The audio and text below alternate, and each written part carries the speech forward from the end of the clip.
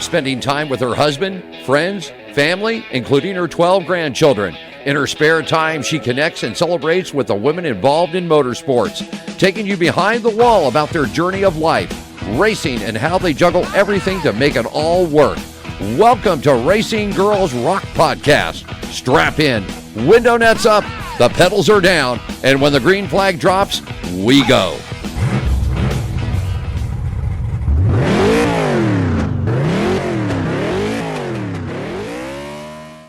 Hello, everyone. This is Melinda Russell with Racing Girls Rock Podcast, sponsored by the International Women's Motorsports Association. And I am so excited to talk tonight to my special guest. Her name is Kolby Garrison, and I heard Kolby on a podcast, on the Blind Spotting podcast, and I was so intrigued by the joy in her voice when she talked about motorsports and just her story. And so I invited her to be on the podcast with us here. She's joining me tonight. And so Kolby, welcome to the show. Thank you so much. Thank you for having me. Oh, you're so welcome. So Kolby, why don't we start with you telling our listeners a little bit about yourself, whatever you're comfortable with. So tell us, who is Kolby Garrison? Well, I am, as you said, Kolby Garrison. I live in Greensboro, North Carolina, and I am 32, and I have actually been totally blind since birth. So I experience the world a little bit differently than most, but also at the same time feel that I have a very unique perspective. And I currently am working for the American Council of the Blind. We are a national advocacy organization for people who are blind or visually impaired. And I started that job in April of this year. And I'm just so blessed and so grateful to be able to do what I do for that organization. I wear many hats and do a lot of event scheduling and outreach and interacting with people. And I tell everyone my nutshell kind of job description is I get to, interact with my fellow peers on a daily basis who are blind or visually impaired, but I also get to tell and show the sighted world at large how, blindness does not have to define who you are as a person. It certainly impacts and influences my life on a day-to-day basis, and sometimes, can be frustrating, as all challenges are, but I do not let my blindness define who I am. I feel it's a characteristic. So it's a part of who I am, but it is certainly not all of who I am. But I do have a guide dog. Her name is River. She is a female golden retriever, and I received her in December of this past year. So literally during the heart of the pandemic. And we have been together now almost 9 months, and River has not been to a NASCAR race yet. That will be happening for us in October. But I told the guide dog school that I needed a dog who could handle bluegrass, because I sing with a bluegrass band and just love bluegrass festivals and concerts, hockey, because I'm also into hockey, and NASCAR. And that NASCAR aspect is a big one for me. I love going to races when I can. And River will have earmuffs that she will wear to protect her ears whenever cars are on track. And we'll see how that goes in October. We're planning on going to Martinsville. So I'm very excited for River's first NASCAR race. So have you been to Martinsville before? Yes, I have. Okay. I have. All right. It's just River's first time there. Yes, just River's first time. So where else have you been to the NASCAR races? I have been to Charlotte. I had a dream come true in 2013 when I won the Super Speedway Superstar contest and got to sing the national anthem for what was then the nationwide series History Channel 300. It was Saturday of Memorial Day weekend, right before the Coke 600, and got to go and sing the national anthem. And I had a different dog with me at the time. River is actually guide dog number 4 for me, but I had my second dog with me at the time for that huge honor. And so yeah, it was an amazing experience. And I've been back to Charlotte a couple times since winning that contest, just for races randomly. And just, I love Charlotte, absolutely love Martinsville. And it's on my bucket list, hopefully at some point in my lifetime, to experience all of the NASCAR sanctioned tracks. Well, that's my bucket list too. I want to be able to check off all those tracks, and I've checked off a few, but I still have, quite a number to go. So over the next few years, I'm hoping that I can check all those off. So maybe we'll be there at the same time. You never know. That would be amazing. I would love that. That would be fun. So tell me, how did you get started? Let's start with NASCAR. How did you get started enjoying NASCAR? Well, as a child growing up, I very vaguely remember it being on the radio if I was in the car with my grandparents on my dad's side, or if we were at the lake and had somebody, on the boat who was a NASCAR fan at the time. I remember it being on the radio occasionally, and I didn't really start following it very avidly until 2011. But I did listen on the radio, occasionally when I could growing up. Definitely was listening when, Earnhardt Sr. was killed tragically in 2001. Very vividly remember that, that race and all of the Motor Racing Network commentators' reactions and descriptions of everything that was occurring. And I got Sirius XM satellite radio in 2011 because I just wasn't able to get a terrestrial radio station here in the Greensboro area to pick it up consistently or without static. And so I said, I'd really like to start listening to all the races and just start following the sport. And I did through Sirius XM NASCAR radio. And now, it's one of my favorite channels. It's probably the channel that my radio stays on the most. And except for, a little bit during the off season, but the radio is how I access the sport. And now I do access it more with Twitter and Facebook and social media. And I will watch on television occasionally, but I always go back to the radio. If I'm, downstairs with my parents and they happen to be, have turned it on TV for just a split second to see what's going on, then, I'll say, okay, they're not telling me what's happening.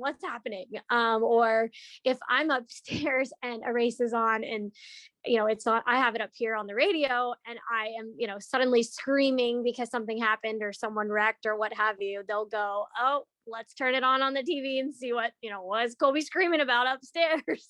Mm-hmm. So the radio is honestly, it's my biggest access to the sport, and it's how I follow the sport. Like I said, I'm a daily listener to the NASCAR channel on Sirius XM. So I cannot express my appreciation enough for the commentators and how they paint the picture of NASCAR, if you will, in that different medium that allows me to experience it using words and concepts. And, my times at the track have certainly helped to put some things into perspective that I just either wasn't aware of or didn't know how things worked prior to. But the radio is I mean, it's my window to the sport, if you will. And so I very much appreciate everyone at MRN and PRN and Sirius XM, because they are how I follow the sport, and I cannot say enough. I'm sure I'll sound like a broken record by the end of this show. No, you're but, fine.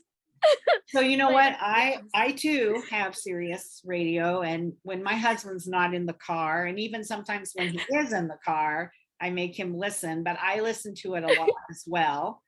Yes. It's one of my favorite stations, in addition to the highway, which is the country music. Yes, station.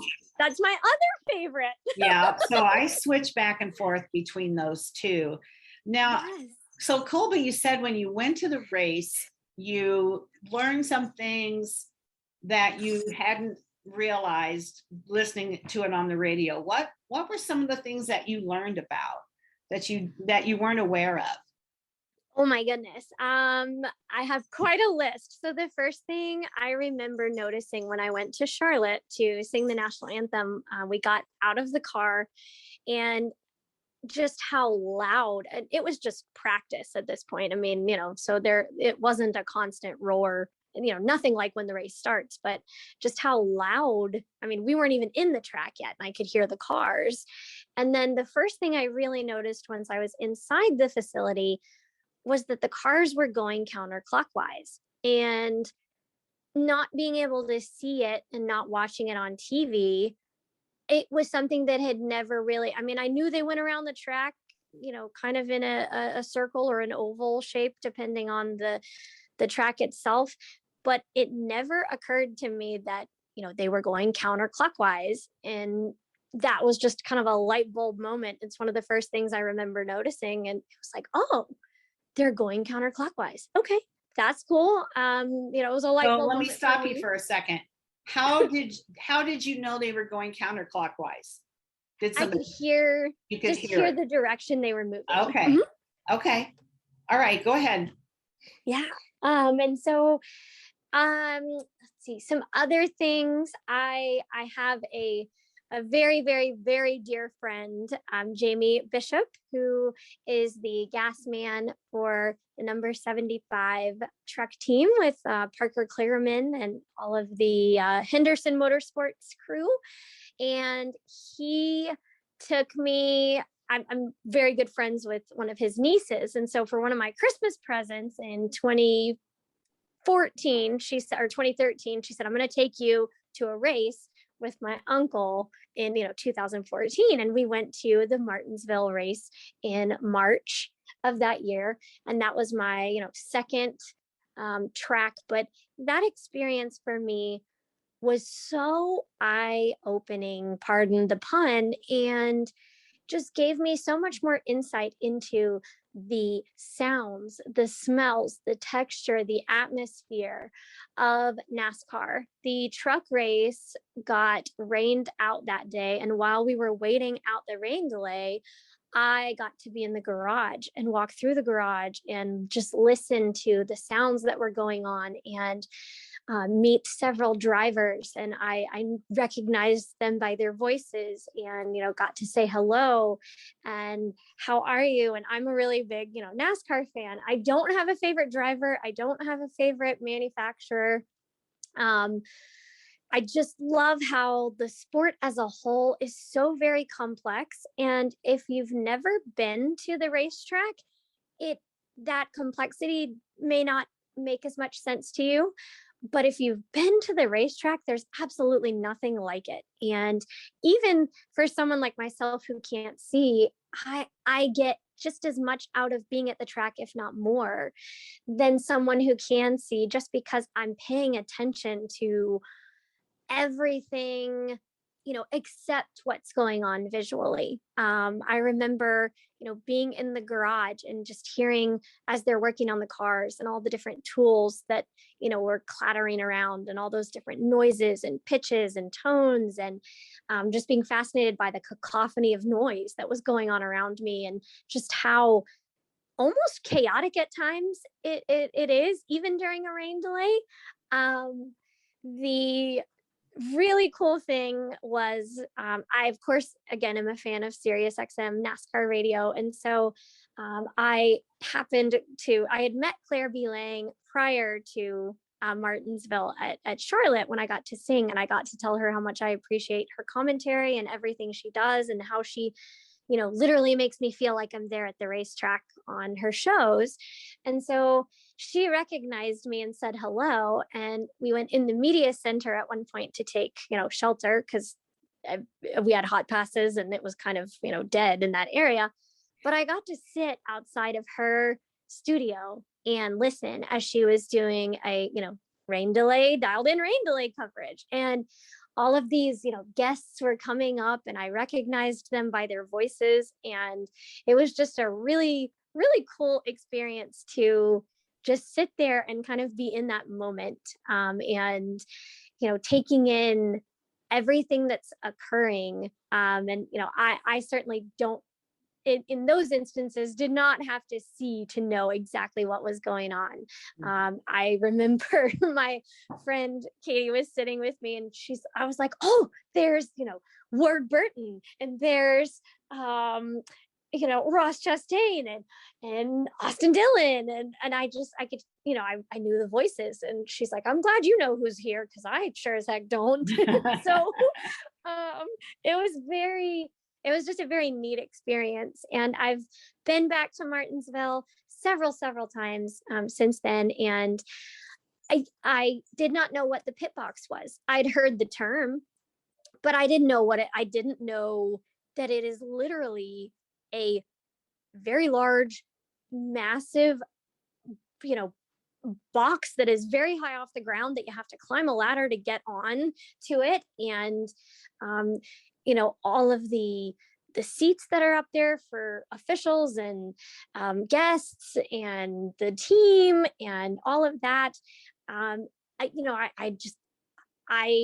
Once I experienced it and got to kind of explore it, it made way more sense to me. And I remember Jamie handed me a wrench or a wedge, and he said, this is how they make a wedge adjustment, and showed me how it would turn, and which way to adjust, and to loosen or tighten.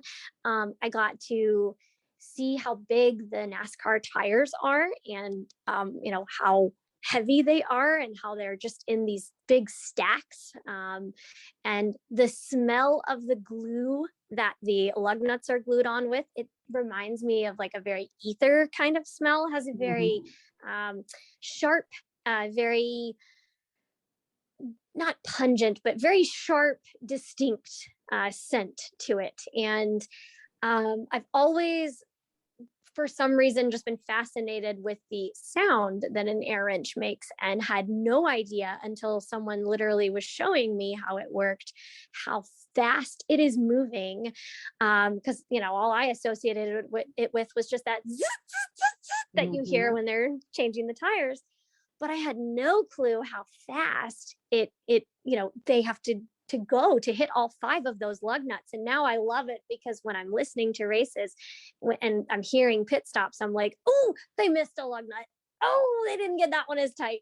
And I can tell that just by the sound of the air wrench. And I remember when, they came out with this standardized air wrench a few years ago, that one of the first things I noticed at Daytona when I was listening was how different the air wrenches sounded. And I texted, I'm very good friends with Daniel Norwood from Sirius XM NASCAR Radio. He's their, the head guy there. And I texted him and I said, because I had asked him, do you think the air wrenches will sound different because they're standardized this time? And he said, I don't know. That's something I've never thought about. Why don't you text me and tell me if you notice a difference? And so I did. And I texted him and I said, yep, they are way lower in pitch. And, I'm sure that's because they're not moving as fast as they once were. So just things like that I just pick up on, and it may seem strange to other people, but it's my world. It's how I experience the sport. And I texted him and he was like, the way you experience our sport is so fascinating. And I'm just I laugh because, for me, it's just normal. But I think for people who, when you have your sight and you use that sense predominantly all the time, there might be things that I pick up on that people who can see do not. And there's certainly a lot of things that people who can see, have the advantage of seeing that I sometimes don't. But with the radio commentators from MRN and PRN and everyone on Sirius XM, I feel like I'm on an equal playing field and sometimes may understand a little bit more about the sport just because I do listen so much and I pay attention. One of the highlights for me at Martinsville during that 2014 Cup race, when the truck race got rained out, was getting to meet everyone at MRN. I got to go in the MRN truck and, it was, pouring and we are soaking wet, and they, invited us in, and I got to tell, Barney Hall and Joe Moore and Dave Moody and Winston Kelly and Alex Hayden and everyone how much I appreciate them and how, they are literally how I access the sport, and that I know their jobs are difficult sometimes. And I know that those days are very long at racetracks, but just to thank them for always being there and always, making it so that I know exactly what's going on the racetrack at any given time. And I never miss a race if I can help it. I listen, constantly. If I'm out and I can't be at home listening, I have it on my phone going. But just to stand in that in the MRN trailer and be able to tell all of them how much I appreciate what they do is definitely one of those moments I will always remember.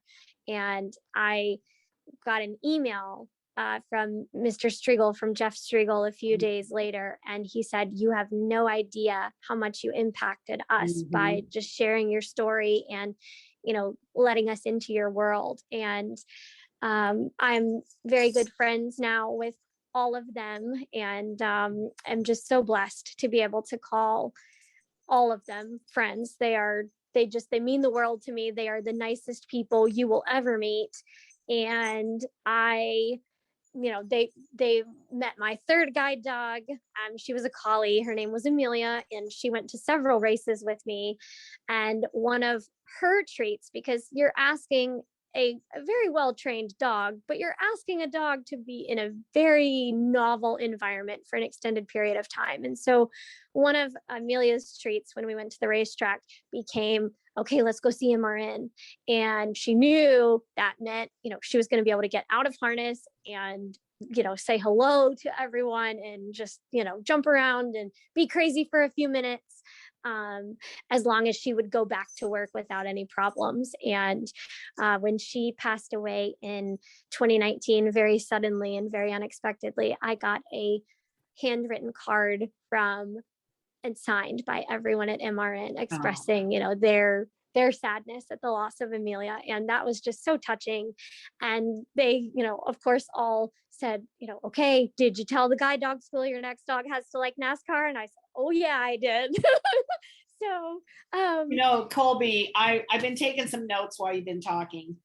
And the thing that resonates with me, first of all, is that more people need to hear and I hope they do hear what you're saying, because we take so many things for granted. And,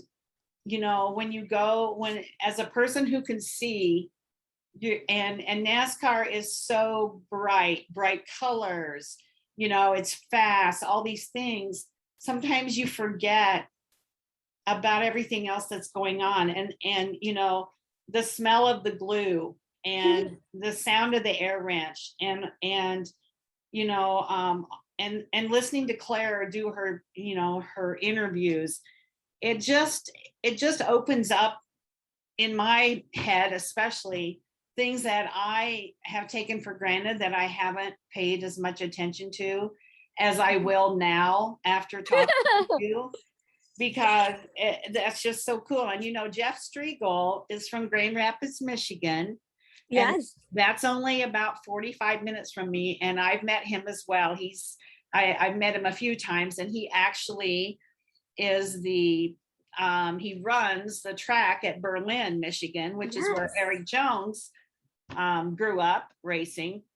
Oh my gosh, that's right. Yeah. And so I know Jeff, and he's a great guy. They all are. But when you were talking about being in the hauler or the trailer with them and talking with them, and I know you couldn't see their faces, but I'm guessing there wasn't a dry eye in the place because they do have a hard job, and especially if there's a delay and they have to try to fill it or whatever they're doing. And describing a race on the radio is so much different than, let's say, a TV broadcaster. And not to take anything away from those guys, that's a hard job as well.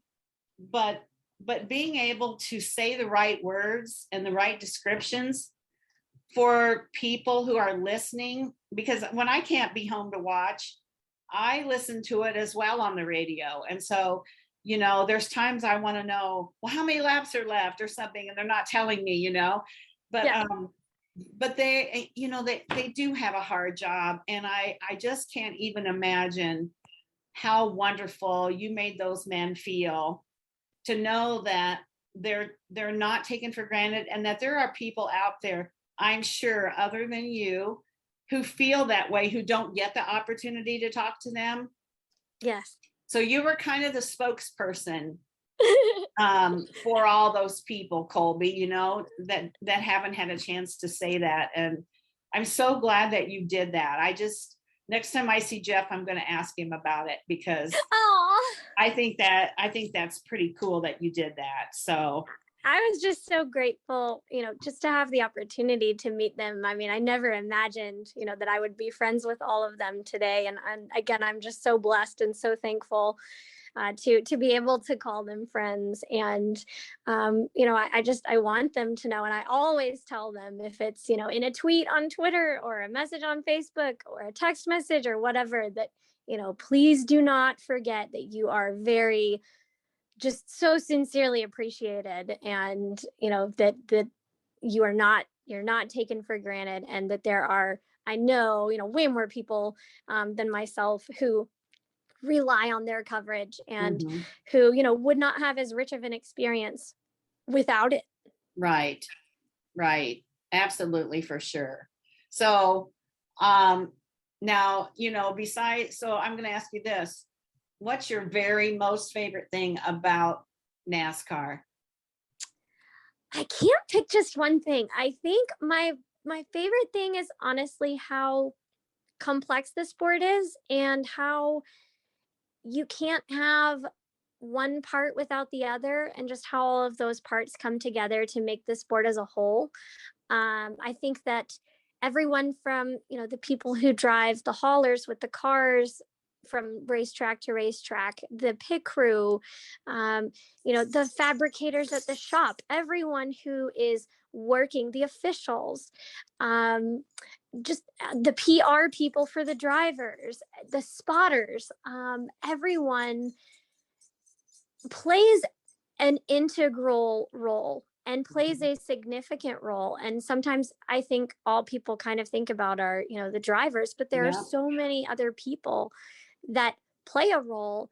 And in my opinion, every role that is played, and every, aspect that a person is doing to make NASCAR what it is vitally important, and should not go unnoticed or be underappreciated.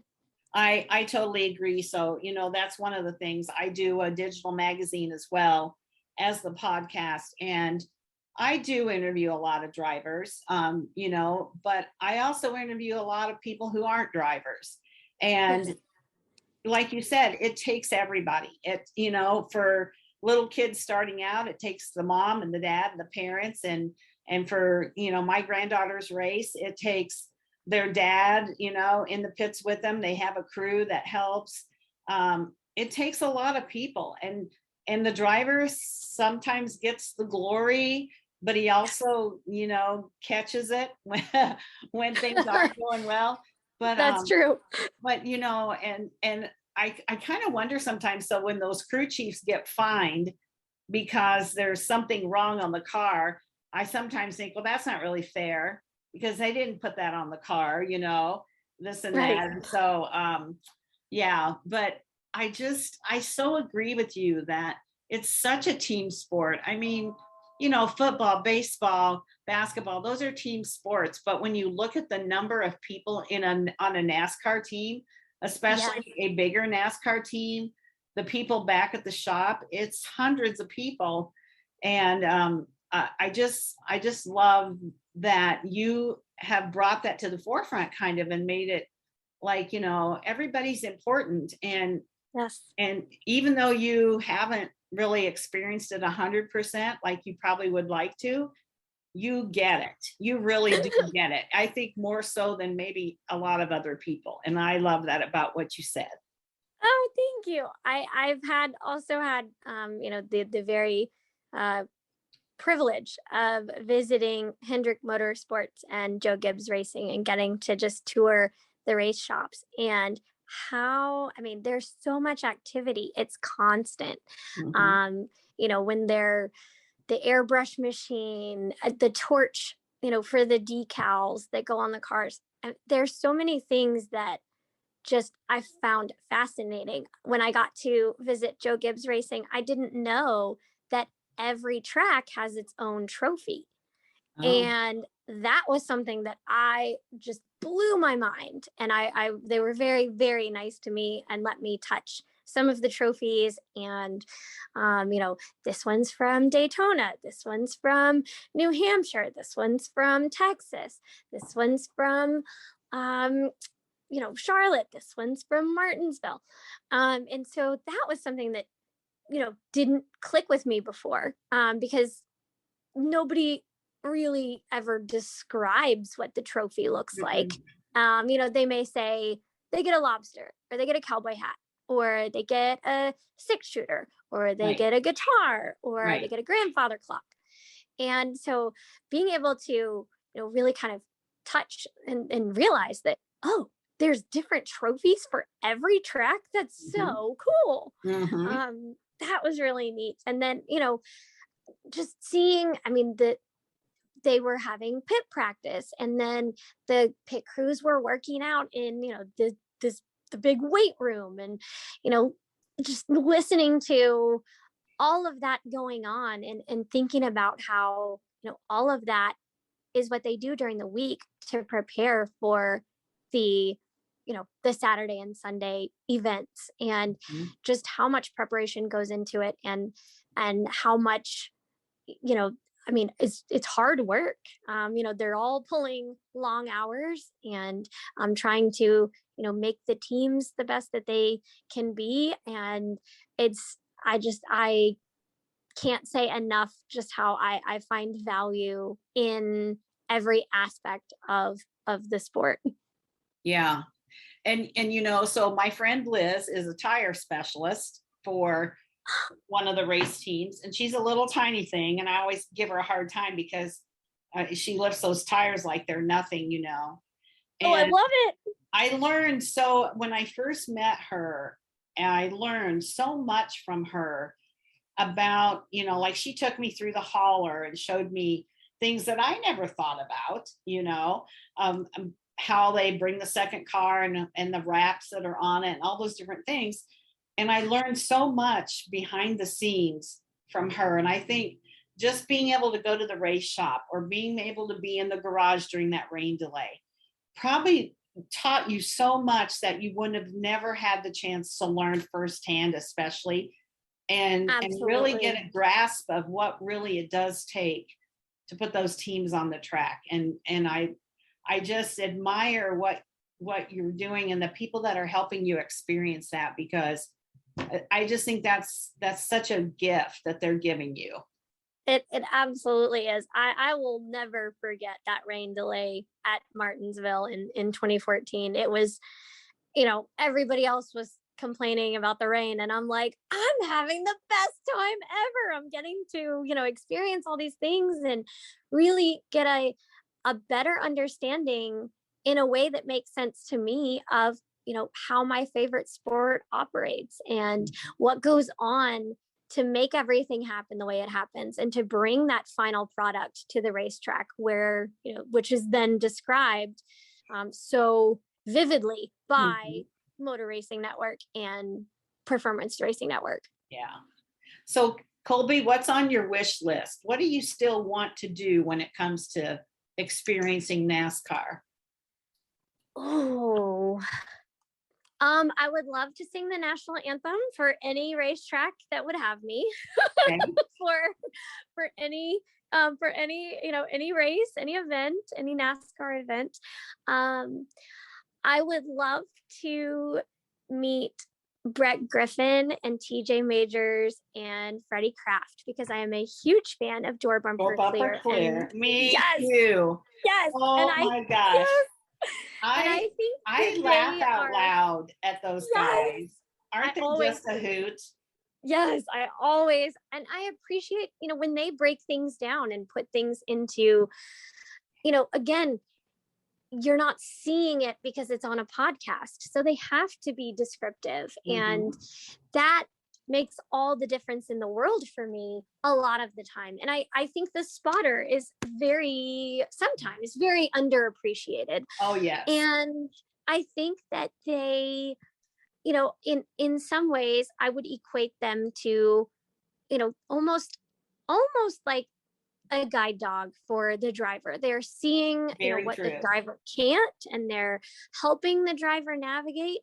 And I've had the pleasure of speaking with Mr. Earl Barbin a couple of times, and I got to express to him that I think the spotter has one of the neatest jobs in NASCAR. And I was amazed. So my favorite place at a racetrack is the pits, because I don't need to see what's going on, but I love just being in the action and the chaos that's going on. And I always tell people, if the race is going on and you're going to move me, if I need to move for whatever reason, just tap me, and then I'll grab me, and then we can go. But you've got to give me some warning, because I always, if cars are on track, I usually have a headset on. Right. And I'm listening to what might be going on, unless it's, just practice or something like that. But I got to go on the roof at Martinsville, I think back in 2018. And that was a whole new experience. And the way that things sound from the roof versus in the pits is so different. I can't even really describe how different it is, but it's a whole different perspective. And I very much just enjoyed, I stood up there for probably hour and a half just listening, and it sounded so different, and pit stops just sounded so different. And it was very, very neat to experience that, the perspective from the roof. But yes, I would love to meet anyone from Door Bumper Clear. I love their podcast. I listen every week. I think Casey Boat is amazing, and I'm all about the girl power. Yeah. She puts up with a lot from those guys. She does. Yeah. Her and then of course, Hannah Newhouse and Kim Kuhn with MRN. Yeah. And then, Wendy Venturini with PRN. And I love when, I love the girl power aspect. And then Claire, of course, is just, the hardest working woman in NASCAR, no questions. I just love how, she just gets in there and, gets whatever audio she can. I very vividly remember when I think it was Jeff Gordon and Brad Keselowski got into it several years ago, and Claire was there with her microphone, and you could just hear everything that was happening if you were, paying attention and really listening. And I remember that, and I don't know what my other, trying to think what some of my other, biggest wishes would be. I would love to, if there were ever a way to work for a team, NASCAR team, be it in public relations or in, the media center somehow, that would be another really cool, experience, or just something to do to promote NASCAR, maybe from a different perspective. I last year contacted the accessibility department at NASCAR because I wanted to have access to the scanner feature in the NASCAR app. And for a person who is blind, we typically, if you're on an iPhone, you will use the built-in screen reading software that converts the text on the screen into speech. So it speaks the text on the screen. And so in the NASCAR app, the scanner feature wasn't accessible because none of the buttons were labeled for people who use screen readers. And I wrote to the accessibility department at NASCAR and I said, I am a fan. I mean, huge, avid fan, very obsessed with the sport, unashamedly so, will always be, get made fun of it, fun of all the time because of it. Because people say, why do you like watching cars turn left? And I said, have you ever listened on the radio?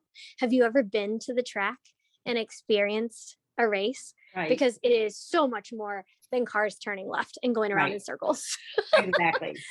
So, but I always say, if you can just get them to one race. Yes. And especially, for me, that's my goal, is to get more women involved and coming to the races. We know that if we can get them there one time, they're going to come back. They're hooked. Yes. And so you're right. I was absolutely that way.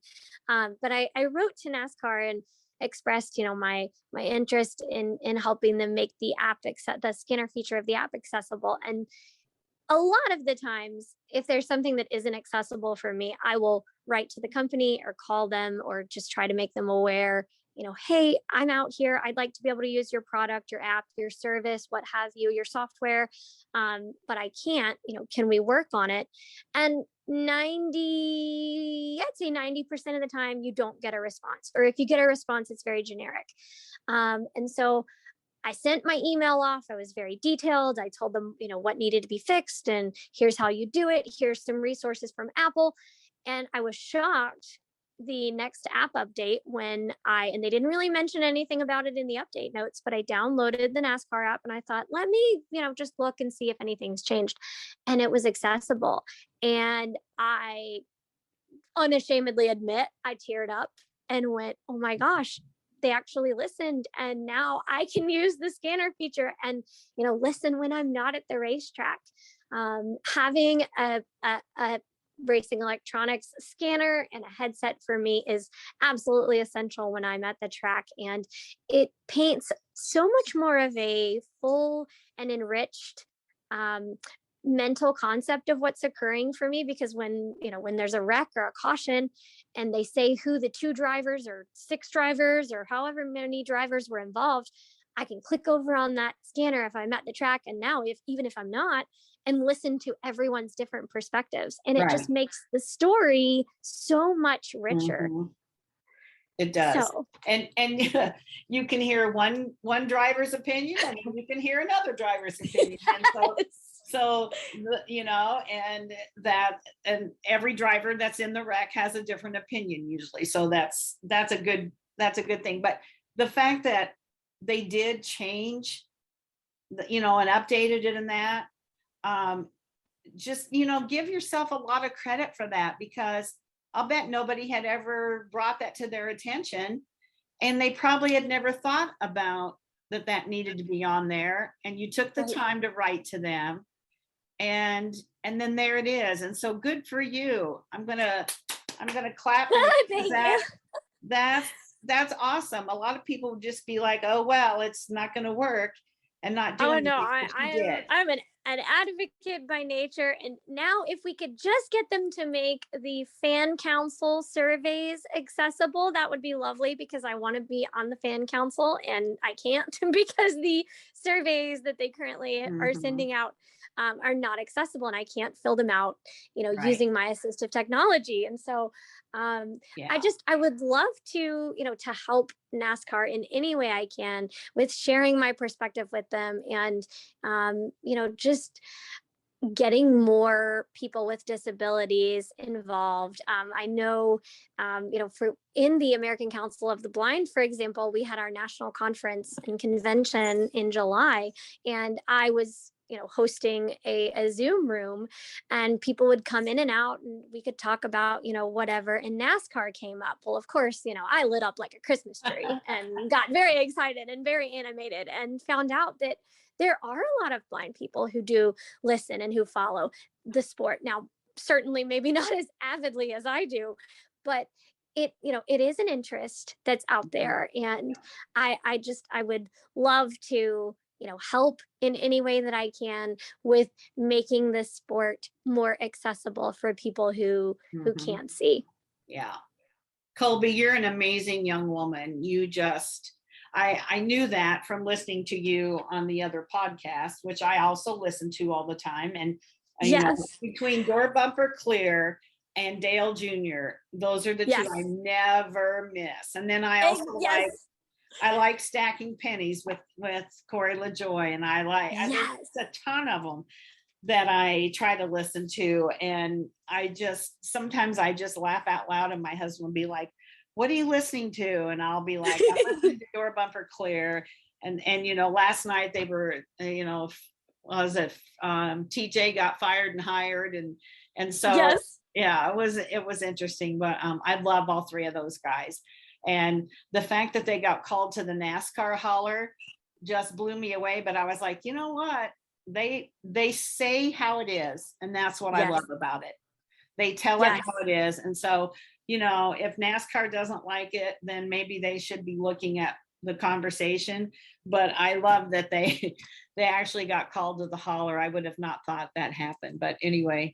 Right. Yeah. I just love they have a perspective, and they're willing to share that perspective. And that's it's fascinating. Just hearing, what goes on behind the scenes, and how, what's something going on behind the scenes can influence, the things that the public sees, and just all of that. And I think NASCAR is such a fascinating sport, and I would love to, be connected with anyone who, would have me to help in any way with just, let me share my perspective. Let's try and, make this sport more accessible to people with, who are disabled or who have, differing abilities Right. Yeah, absolutely. And, I do look at NASCAR. They are trying to be more diverse and more inclusive. And so this is just part of it. We have fans that are probably deaf, or they're blind, or they have different other challenges. And, if you're not involved daily and it's not you don't necessarily think about it or about what those challenges might be. Whereas, I think you could be such a big benefit to them to share, like, hey, here's an issue. Maybe there's a way we can, make it better. Can we fix this? Can we make the survey, the fan council surveys accessible so your blind fans can participate too? Yeah, absolutely. Well, that'll be the next thing they'll fix. I guarantee it. I would love it. Yeah. So you're a hockey fan, again, a complex sport, lots of sounds, lots of things that you can hear. So that makes sense that you would like hockey. And then what was the other thing? NASCAR, hockey, and bluegrass. Bluegrass. Sing. I'm a singer. I've been singing since I was very, very little, and fell in love with the genre several years ago, and have several friends who like it as well, and just love love bluegrass and country music are my that's what I go for. It's I love when you said you listen to NASCAR radio and the highway, because those are my two favorites. They are. It's never on anything else. It's one or the other, depending on the time of day sometimes. And Yep. and then I do also, if I'm traveling and I'm happen to be driving, I do listen to some books on Audible, but Oh, very cool. mostly I listen to those two stations on Sirius XM because we just got a different car and I had to buy a new receiver. And I told my husband, he needs to get that in there so that when I'm driving, I don't have to listen to it on my phone. I can actually have it in the car. Have it in the car. Yep. Yeah. I get it. It is definitely it's an essential for me for sure. Yeah. Well, Kolby, what have I not asked you about that you'd like to share that would be of interest to my listeners?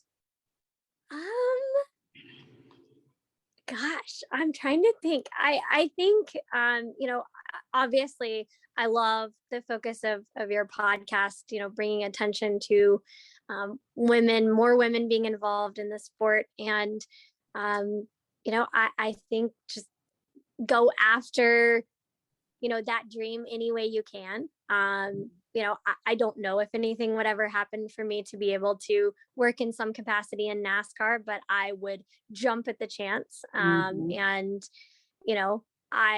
people say, well, what if it requires a lot of travel? And I'm like, have guide dog, we'll travel. I've done Atlanta's airport by myself. Like, come on. Yeah. Let's just, you have to embrace it. And, I do my best every day to just embrace life. And just because I may not be able to see does not mean that my life is any less full or any less enriched than someone who can see. And, I just never, my lack of sight will never stop me from, enjoying the things that I enjoy and doing the things that I do. And I may do things differently or experience things differently, but, my experience and anyone, who has differences or challenges, our experiences are just as valid as, those of you who are, what you would describe as quote unquote normal, which I'm not a fan of that phrase, but I was just going to say, Kolby, I don't think there is anyone, I don't know what the definition of normal would be, really. I mean, everybody has their stuff, as my sister would say, nobody's life is perfect. Nobody is 100% great at everything. And so normal is a term that I think is relative. It is. And it's thrown around and it really doesn't have a meaning because I don't know who that person is. If I'm normal, then that makes my husband not normal. You know what I mean? It's like, I don't know. I'm with you. I don't like that term, but I do think that the people that love NASCAR, they do have a lot of things in common, but they're so diverse. They come from all kinds of backgrounds, all kinds of economic backgrounds, all kinds of occupations. They're young, they're old, they're new to the sport, they're old to the sport. There's so many things. And the thing I love the most about what I do and NASCAR is the NASCAR family. And you're part of my family now. I feel like we've become buddies today. And when things happen, good, bad, or whatever, it's the NASCAR family that steps up first and is there.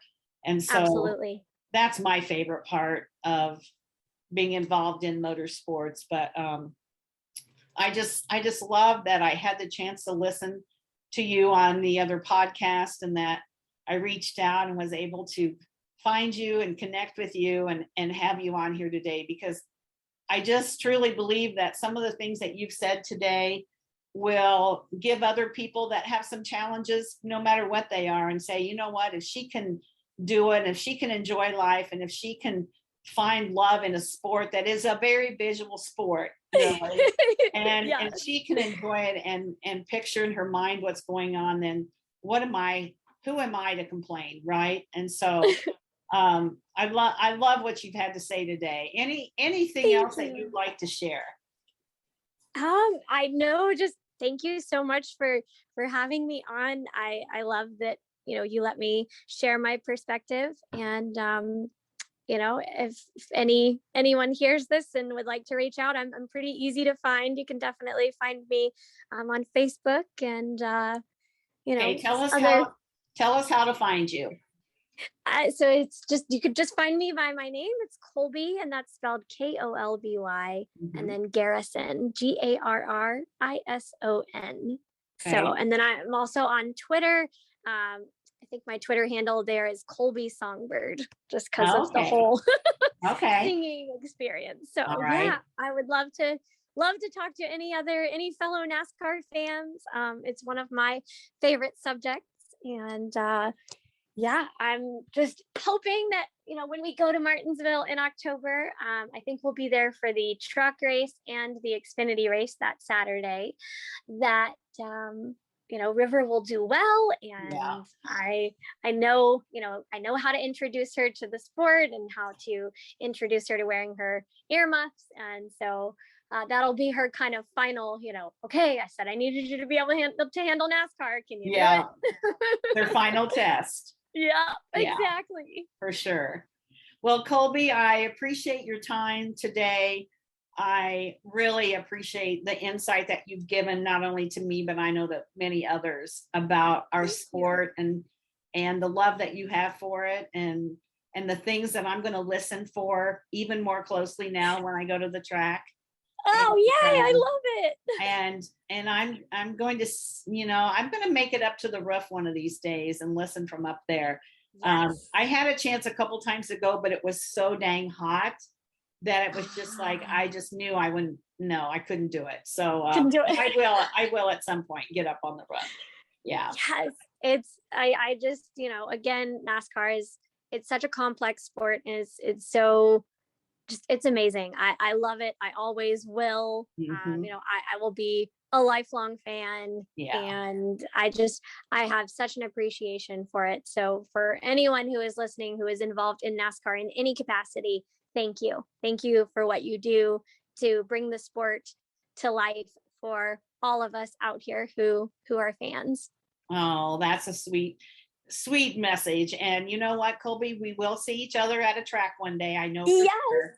I hope so. I would love it. My next race was going to be Bristol, but I was supposed to have an event there with the gal at Bristol. We were going to host an event for women, and because of the COVID outbreak everywhere, they won't let us do it this year. So in 2022, hopefully we will be able to go back and do all the events that we were supposed to do last year and this year.